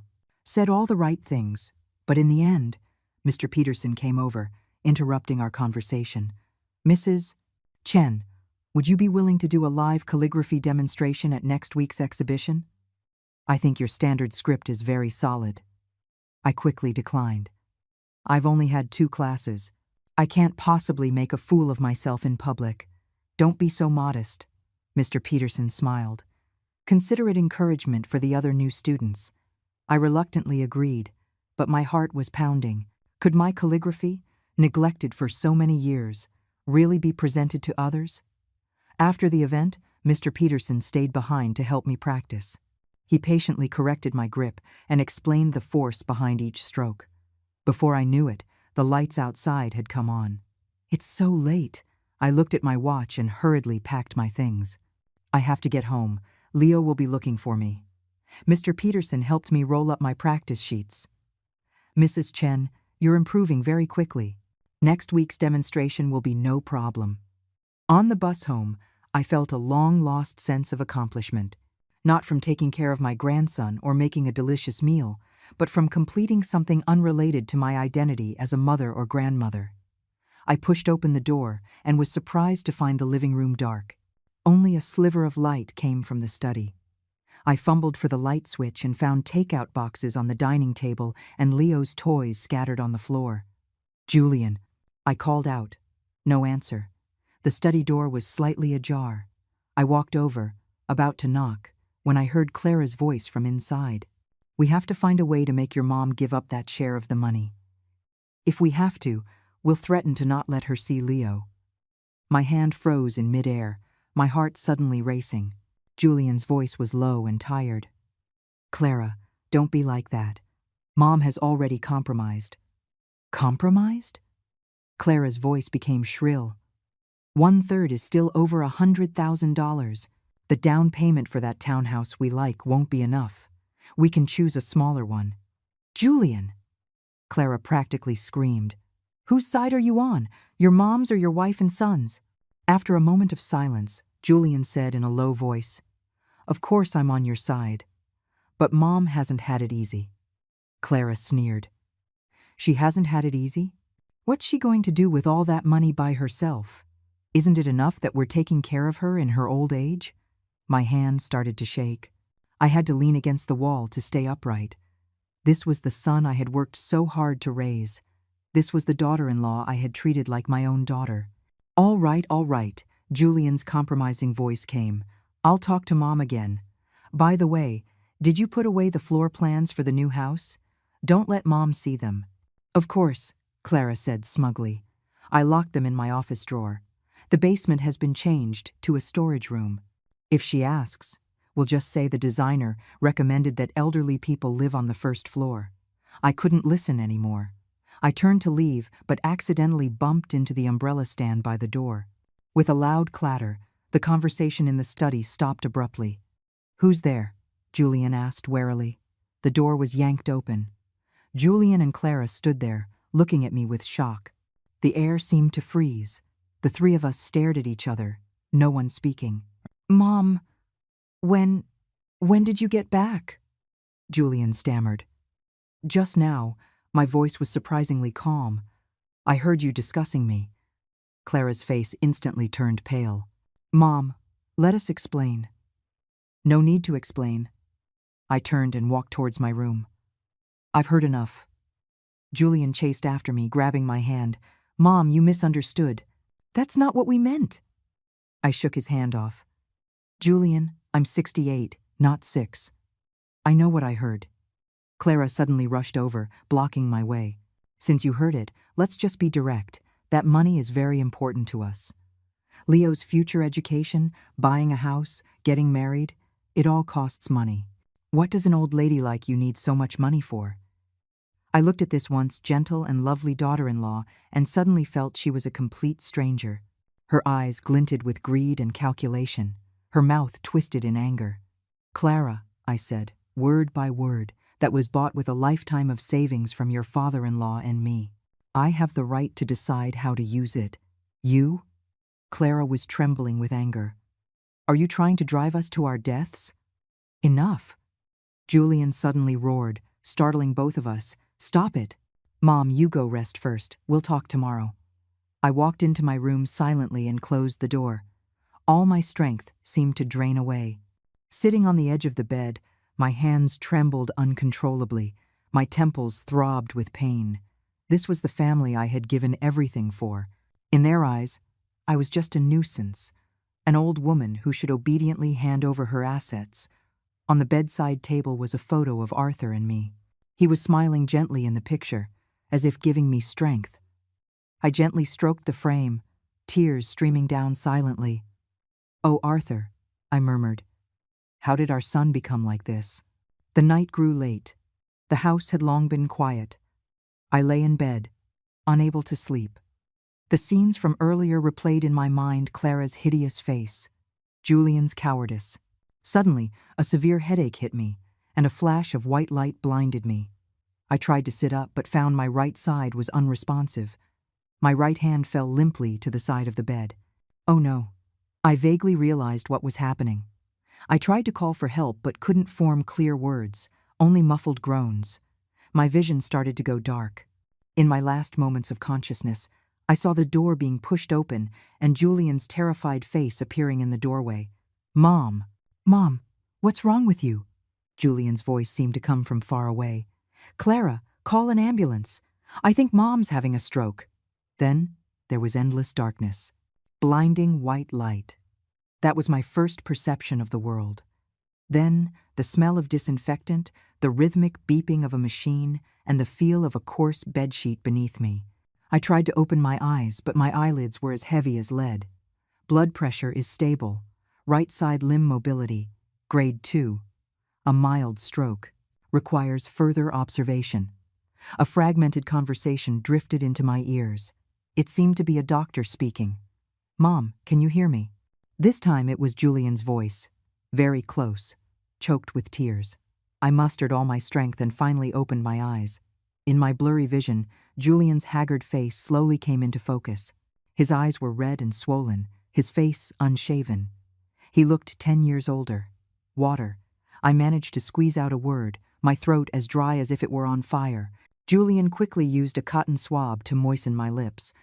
"The doctor said not to drink too much. You might choke. Mom, you scared me to death." I slightly moved my eyes, taking in my surroundings. It was a 2-person hospital room. I was by the window. The other bed was empty. It was an overcast day outside, impossible to tell the time. "What time is it?" I asked hoarsely. 3 in the afternoon. Julian looked at his watch. "You were unconscious for a day and a night." I tried to move my right hand. I could only feel a faint sensation. I couldn't lift it. My right leg was the same. My left side could move, but any large movement made me dizzy. "The doctor said you had a mild stroke." Julian held my left hand. "Your right side is temporarily weak, but it can be recovered through physical therapy." I nodded, then suddenly remembered something. "Leo? He's at Clara's parents' house." Julian lowered his head. "Clara has an important project at work. She can't get away." I closed my eyes, my heart turning cold. My daughter-in-law wouldn't even visit me in the hospital. This was the family I had taken care of for 3 years. "Mom?" Julian hesitated. "About that night, we—" "Don't say it," I interrupted him, my voice weak but firm. "I heard everything." Julian's face turned pale. "Mom, those were just angry words. We didn't mean it." "Julian," I looked him straight in the eye. "I'm 68, not 6. I know the difference between angry words and what you truly mean." He hung his head in shame, his hands clenched into fists. "I'm sorry, Mom. I'm so sorry." I didn't respond, just turned my head to look out the window. The sky was gloomy, looking like it was about to rain. The room fell silent, with only the beeping of the monitor echoing. A nurse came in to check my blood pressure and IV, breaking the awkward silence. After she left, Julian, as if finding an excuse to change the subject, said, "The doctor said you need to be observed in the hospital for 2 weeks. Then we'll see if you need to be transferred to a rehabilitation facility." "What about the cost?" I suddenly asked. Julian was taken aback. "What?"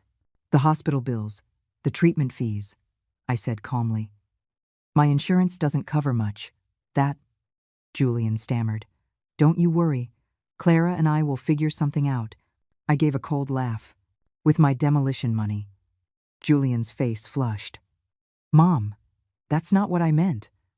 Then what did you mean? I pressed him. Weren't you in a hurry to use that money to buy a townhouse? Julian was at a loss for words. After a long while he mumbled, Mom, you need to rest now. We'll talk about this later. Just then, the door to the room opened and a familiar figure walked in. It was Mr. Peterson, holding a bouquet of flowers. Mrs. Chen. He walked quickly to my bedside. I heard you were hospitalized. I came to see you. I looked at him in surprise. Mr. Peterson, how did you… The nurse at the community center told me. Mr. Peterson placed the flowers on the bedside table. Everyone is worried about you. Julian stood up awkwardly. This is James Peterson, my mom's calligraphy teacher. Julian Chen, he introduced himself. My mom's son. Mr. Peterson shook his hand, his expression complex. He turned to me. Mrs. Chen, don't worry about the class. Just focus on getting better. Pat and the others all said they wanted to visit, but I was afraid it would be too many people and disturb your rest, so I told them to come in a few days. I was so moved my eyes welled up. Thank you. I'm sorry to have worried everyone. Mr. Peterson asked about my condition and said he could connect me with a very good physical therapist. The whole time, Julian stood to the side, looking out of place. After a while, Mr. Peterson got up to leave. You rest well. I'll come see you again. Before he left, he gave Julian a meaningful look. Family is the most important thing. I hope you cherish it. After Mr. Peterson left, Julian was silent for a long time. Suddenly, he said, Mom, I'll go buy you some fruit, and then hurried out of the room. I lay alone in the hospital bed, looking at the flowers Mr. Peterson had brought a bouquet of carnations and baby's breath, simple and fresh. The card read, Wishing Mrs. Chen a speedy recovery. From all the members of the community center calligraphy class. A simple greeting, but it brought tears to my eyes. These people I had known for only 2 weeks cared more about me than my own family. In the evening, the door to the room opened again. I thought it was Julian, but instead I saw Pat peeking in. Mrs. Chen, she whispered, holding a thermos. I snuck in. The nurse wouldn't let non-family members visit. I was so happy I tried to sit up. Pat quickly stopped me. Don't move, just lie down. She opened the thermos, and a fragrant aroma immediately filled the room. I made some chicken soup. It's good for recovery. With Pat's help, I drank a few sips of the hot soup. My stomach instantly felt warm. Where's your son? Pat looked around. Why isn't he here? He went to buy something, I said softly. Pat pursed her lips. You're in the hospital, and he has time to go shopping? She lowered her voice. Mrs. Chen, let me tell you something. My son was the same way. When I was sick in the hospital, he was busy looking at houses with his wife. I shook my head with a bitter smile. Pat, please don't. Okay, let's not talk about sad things. Pat patted my hand. Did you know? Mr. Peterson had your Harmony in the Family piece framed. He said he's going to put it in the most prominent spot at the exhibition. I looked at her in surprise. I wrote it so poorly. Who says? Pat's eyes widened. Mr. Peterson said your characters have a strong structure that you must have practiced since you were a child. As we were chatting, the door was suddenly pushed open. Julian stood there with a bag of fruit, clearly surprised to see Pat. And you are? I'm a friend of Mrs. Chen's. My name is Pat. Pat stood up, looking Julian up and down. You must be her son, right? You look just like her. Julian nodded awkwardly. Hello. Thank you for visiting my mom, Pat said meaningfully. Mrs. Chen is very popular at our community center. Everyone loves her. You're very lucky to have such a wonderful mother. Julian's face turned red, then pale. He could only nod in agreement. Pat stayed for a little longer, then left. Before she went, she whispered to me, Mrs. Chen, remember, if you need anything, just ask. We old folks may not have much money, but there's strength in numbers. I squeezed her hand gratefully. After Pat left, Julian silently peeled an apple, cut it into small pieces, and fed it to me. Neither of us mentioned the unpleasantness from before, but in the silence, something seemed to be slowly changing. At night, when the nurse came to give me my injection, Julian was asked to leave the room. When he came back, his face was unusually grim. "What is it?" I asked. Julian hesitated. Clara called. She said Leo has a fever. She can't leave, so she wants me to go back. My heart tightened. Then you should go back. Leo is more important. But you— "I'll be fine," I managed to smile. "The nurses are here." After a moment of internal conflict, Julian finally said, "Then I'll go back and check. I'll be here first thing in the morning." He helped me adjust my bed, poured a glass of water, and placed it within reach. "Mom, if you need anything, just press the call button." Watching his retreating back, I had mixed feelings. When Leo was sick, he rushed back immediately. When I had a stroke, he hesitated. That was reality. The night grew late. The room was quiet except for the beeping of the monitor. The other bed was still empty. The moonlight shone coldly through the window. I tried to move my right hand. I could still only move my fingers slightly. The doctor said physical therapy could help, but how long would it take? Would there be any lasting effects? If I really became disabled, would Julian and Clara take care of me? Or would they send me to a nursing home? These questions coiled around me like venomous snakes, keeping me from sleep. The next morning, the doctor came for his rounds. He said my condition was stable and I could start simple rehabilitation exercises. A young therapist taught me how to move my fingers and toes. Although each movement was incredibly difficult, I gritted my teeth and persisted. Julian didn't show up until noon, his eyes bloodshot. Leo's fever went up to 102. It was a rough night. "And now?" I asked eagerly. "He's better." Julian sat down wearily. "Clara took the day off to take care of him." I nodded and said no more. Julian looked exhausted. He leaned back in his chair and soon dozed off. In the afternoon, a community worker, Sarah, suddenly visited, bringing a basket of fruit. "Mrs. Chen?" She walked quickly to my bedside. "I heard you were hospitalized. I'm here on behalf of the community to see you." I was a little surprised. "Sarah, how did you know?" "Your son mentioned it when he came to the community office to handle some paperwork." Sarah lowered her voice. "Mrs. Chen, about the demolition. Your son came yesterday and revoked the previous power of attorney. He said you would handle it personally after you're discharged." I looked at the sleeping Julian in surprise. "I never expected him to do that on his own." Sarah continued. "He also asked about legal protections for the elderly. Mrs. Chen, your son actually cares a lot about you." I shook my head with a bitter smile. "I hope so." Sarah talked about some recent community news and left her contact information before she left, saying I could call her any time. In the evening, Clara actually came to the hospital with Leo. Leo's face was still a bit pale, but he was in good spirits. He called out Grandma as soon as he entered and rushed to my bedside. "Be careful." Clara quickly pulled him back. "Grandma is sick. You can't touch her."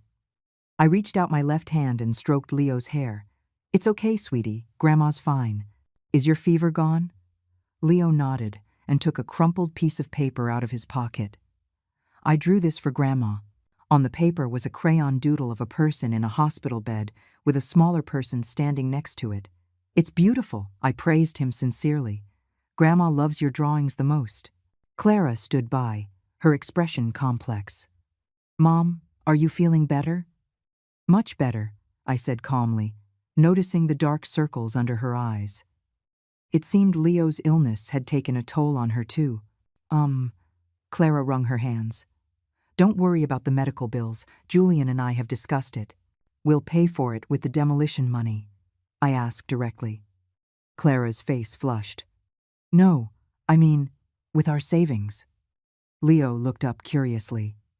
"Mommy, what's demolition money?" Clara quickly changed the subject. "It's nothing, Leo. Do you want an apple? Mommy will peel one for you." Watching Clara's flustered state, I found it somewhat amusing. The once so assertive daughter-in-law was now so timid in front of me. Was it because I was sick? Or had Julian finally stepped up? They didn't stay long, saying they were afraid of tiring Leo out. Before leaving, Clara, for the first time, said, "Mom, you rest well. Call if you need anything." I nodded without saying much. Change doesn't happen overnight, but at least this was a start. That night, Julian stayed with me. I woke up in the middle of the night to find him sitting in the chair by my bed, looking at something in the dim light. I looked closer and saw it was the growth album I had made for him, from birth to college graduation. Next to each photo, I had written the date and a little story. He was so engrossed he didn't even notice I was awake. In the moonlight, I saw him wipe his eyes with his hand. At that moment, I suddenly understood. My son might have lost his way, but deep down, he was still the boy who would cry over an album his mother made. It was just that the adult world was too complicated. Marriage, career, children, all the pressure had made him forget his original self. I gently closed my eyes, pretending to be asleep. In a corner of my heart, the ice began to quietly melt. On the 7th day of my hospital stay, I could already lift my right hand slightly. Although I couldn't hold anything yet, the physical therapist said I was making great progress. Julian came almost every day, sometimes with soup from home, sometimes just sitting quietly with me during my therapy. Clara had visited twice more, always with Leo. Her attitude was much softer than before, but her eyes always held a hint of caution, as if she were on guard against me suddenly bringing up the demolition money. That afternoon, I was practicing gripping a rubber ball with the therapist when Mr. Peterson suddenly appeared at the door. "Mrs. Chen," he walked over quickly. "You're looking much better." I put down the rubber ball, surprised and happy. "Mr. Peterson, what brings you here?" "I came to bring you this." He took a photo out of his briefcase. It was from the art exhibition at the community center. The Harmony in the Family piece I had written was framed beautifully and placed in the center of the display. "Everyone misses you very much," Mr. Peterson smiled. "Pat talks about you every day, says the tea parties aren't the same without Mrs. Chen." I stroked the photo, my nose tingling. "Please thank everyone for me, Mr. Peterson then told me that after seeing the exhibition, the community had invited the senior center to host a calligraphy class, and they had specifically requested me as a teaching assistant. Me? I stared in disbelief. "I've only had a few lessons." Mr. Peterson said, "You have a gift," he winked, "and the community residents all like you." As we were talking, Julian pushed the door open and was clearly surprised to see Mr. Peterson. "This is James Peterson, my mom's calligraphy teacher," I introduced them. Mr. Peterson extended his hand. "Julian Chen." Julian shook his hand, his expression complex. "Thank you for visiting my mom. Mrs. Chen is our pride and joy." Mr. Peterson patted my shoulder. "Her calligraphy is improving by leaps and bounds. She's the star student in our class." Julian looked at me in astonishment. "Mom, you're that good?" I felt a little embarrassed. Mr. Peterson is exaggerating. Mr. Peterson stayed for a little longer, then left, saying that when I was discharged, they would hold a welcome party for me. Julian walked him to the elevator and came back looking thoughtful.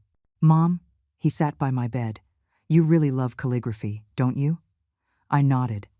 "I loved it when I was young. I just never had the chance to learn."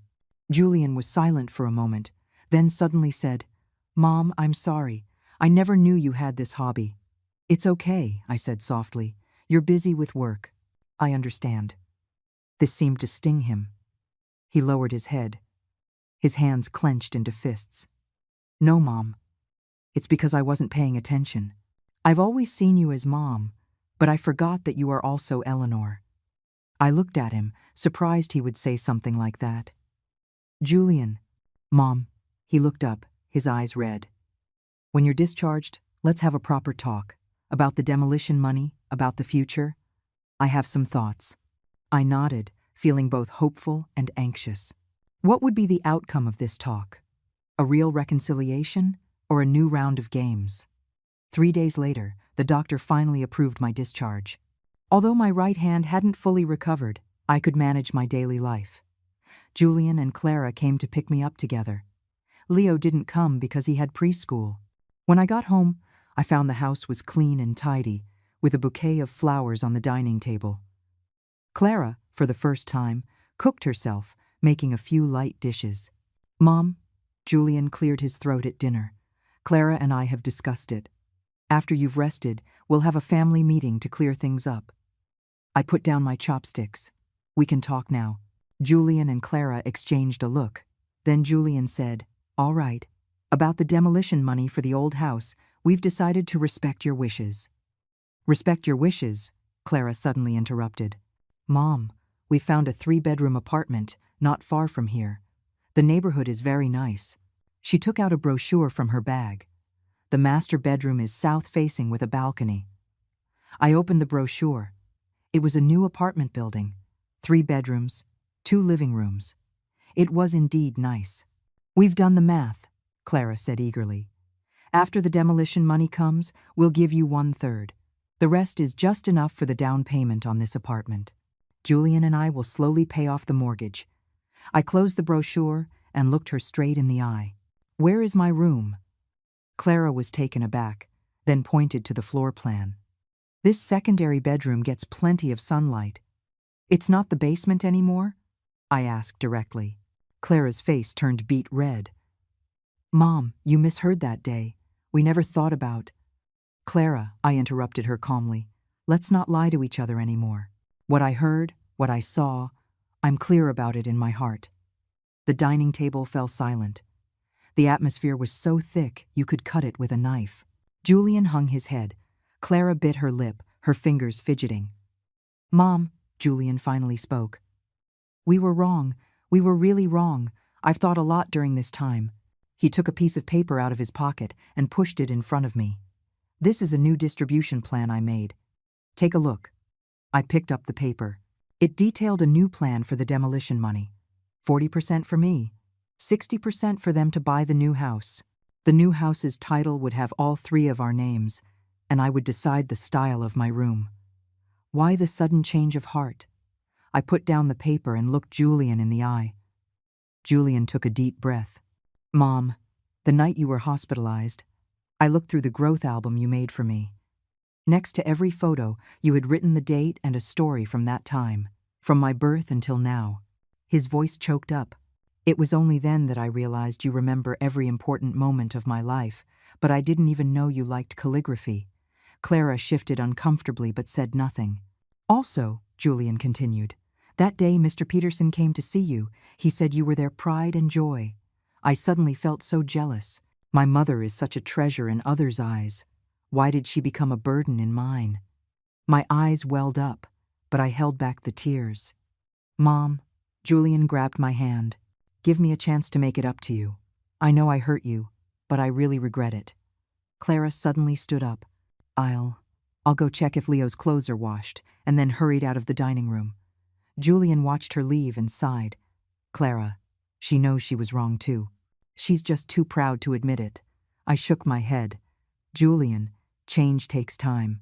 A simple 'I was wrong' can't erase all the hurt." "Then what should we do?" Julian asked eagerly. "How can we make you forgive us?" "It's not about forgiveness," I said softly. "It's about rebuilding trust." I took out my phone, found a photo, and showed it to him. It was a picture of a senior living community well-equipped, with a medical center, activity rooms, and even a small garden. "I looked into this while I was in the hospital," I explained. "I want to use my share of the demolition money to pay the fees here and move in." Julian's face changed drastically. "Mom, you're going to leave us?" "Not leave," I shook my head, "but find a lifestyle that's more suitable for me. There, I'll have my own space and can participate in various activities. You can come visit me any time. Leo can stay over on weekends." But Julian was at a loss for words. "Didn't we agree to live in the new house together?" "Julian," I held his hand. "A mother-son relationship doesn't end just because we live apart. On the contrary, a little distance might be good for both of us." Julian lowered his head in pain. "Mom, you don't trust us anymore, do you?" I was silent for a moment, then answered honestly. "Yes, at least, not enough right now, but this isn't the end. It's a new beginning." Clara had returned to the doorway at some point and overheard our conversation. To my surprise, she didn't object. Instead, she said softly, "Mom, if you really want to live in a retirement home, we can help you choose a better one." "It's not a retirement home," I corrected her. It's a senior living community. They have a lot of activities, people my own age to socialize with, and professional nursing staff. But Leo will miss you, Clara said weakly. I'll come back often to see him, I said with a smile. Or you can bring him to my place to play. A little distance in a relationship might be better than being crammed together and complaining about each other. Julian and Clara looked at each other, not knowing how to respond. Also, I continued, I plan to use part of the money to set up an education fund for Leo, specifically for his future schooling. Clara's eyes lit up. Really, Mom? Of course, I nodded. He's my grandson. I love him. This seemed to touch Clara.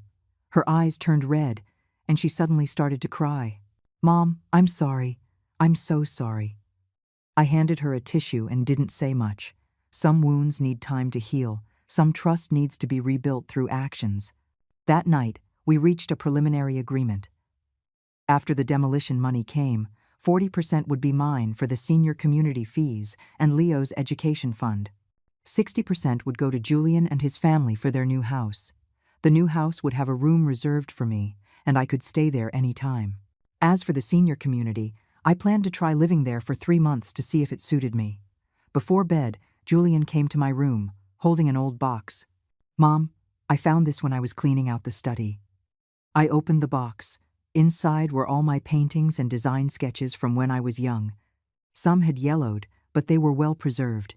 I had completely forgotten about these. You see, Julian said softly, you were so talented once, but you gave it all up for me and Dad. I stroked the yellowed drawings, memories flooding back. Yes, I once had dreams, hobbies, an identity other than mother and wife. Mom, Julian knelt before me, looking up at me like he did when he was a child. I support your decision to go to the senior community, not because I don't want to take care of you, but because I want you to find yourself again, to be as happy as you are at the community center. My tears finally fell, dripping onto those youthful dreams. Julian hugged me, gently patting my back, just like I used to comfort him.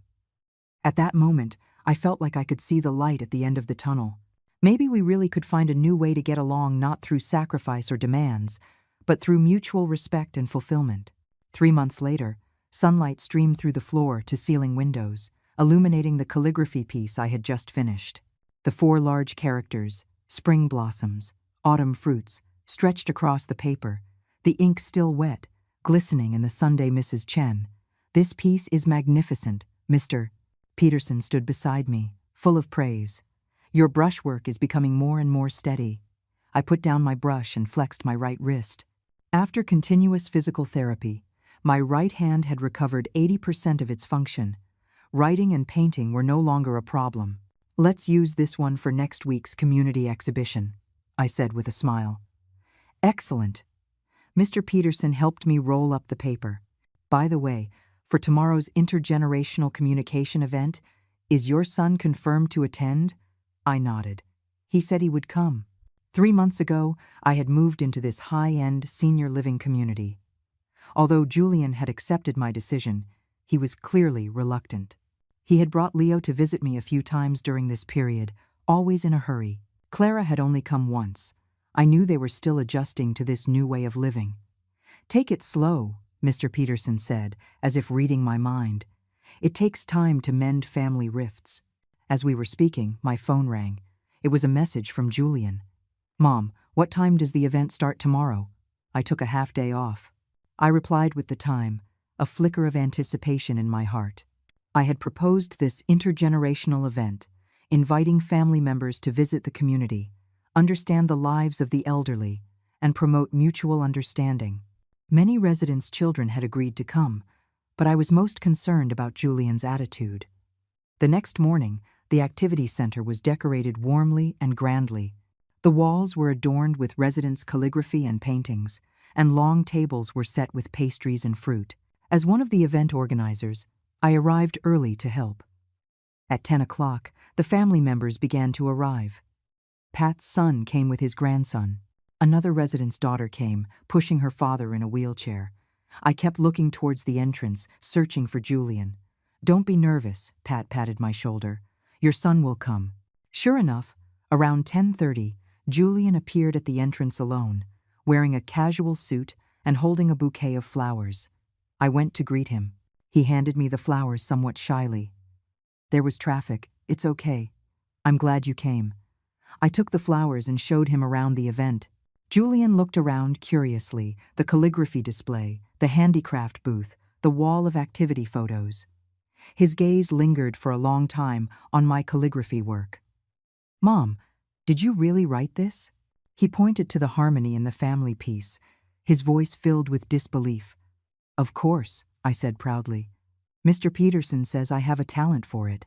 Julian shook his head and smiled.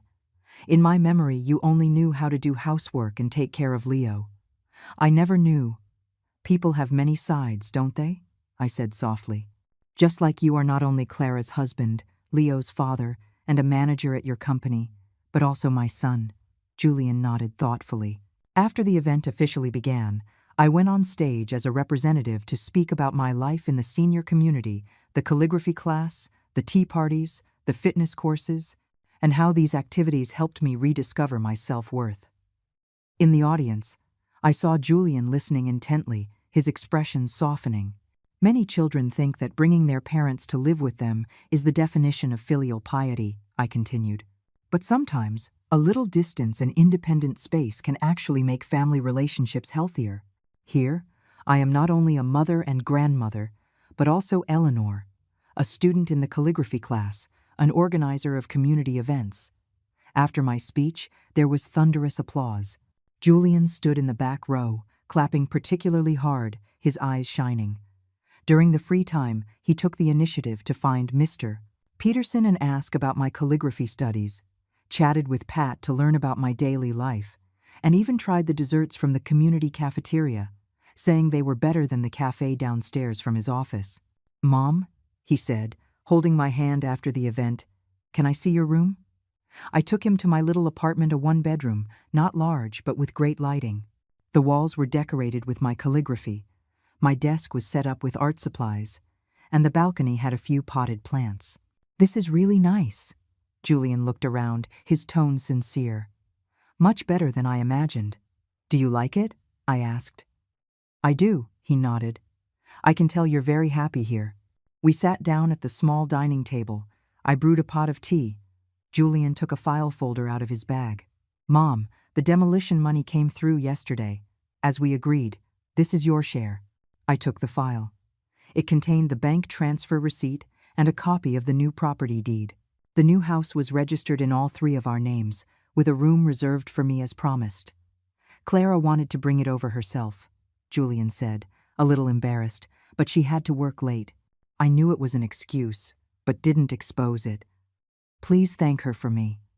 Julian took a sip of tea and suddenly said, "Mom, I've thought a lot these past 3 months. Seeing you so happy here, I feel both happy and guilty." "Why guilty?"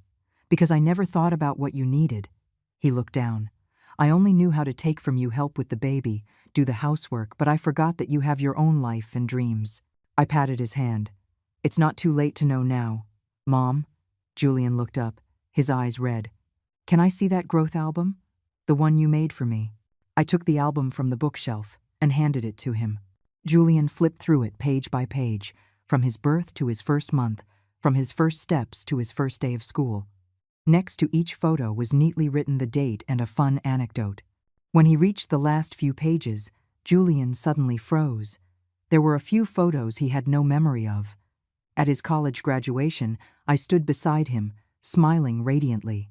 On his wedding day, Arthur and I posed with him, tears in our eyes. When Leo was born, I held the newborn, my face full of happiness. "These were all important moments in your life," I said softly. "I've always treasured them." Julian's tears finally fell, dripping onto the photos. "Mom, I was wrong. I was so wrong." I hugged him, patting his back gently like I did when he was a child. "It's okay, son. It's okay." That afternoon, we talked for a long time about funny stories of Arthur, about why I had moved in with them in the first place, about his feelings of being overwhelmed by work and family. The 3-hour conversation was more in-depth than all our communication over the past 3 years. Before he left, Julian hugged me tightly. Mom, I'll bring Leo to see you next week. Can Clara come too? Of course, I smiled. I'll teach Leo to write with a brush. After seeing Julian off, I returned to my desk, opened my journal, and wrote down my feelings from the day. Julian came to the event today. He's changed. He's starting to truly see me. At 68, my life seems to have just begun. I have something I love, my own space, and a family I can see any time. It turns out that old age isn't about waiting to be taken care of, but about rediscovering your own worth. Closing my journal, I looked out the window. The sun was setting, casting a golden glow on the community garden. A few elderly residents were strolling and chatting, their laughter carried on the wind. I picked up my brush and wrote 4 large characters on a fresh sheet of paper. Free and at peace.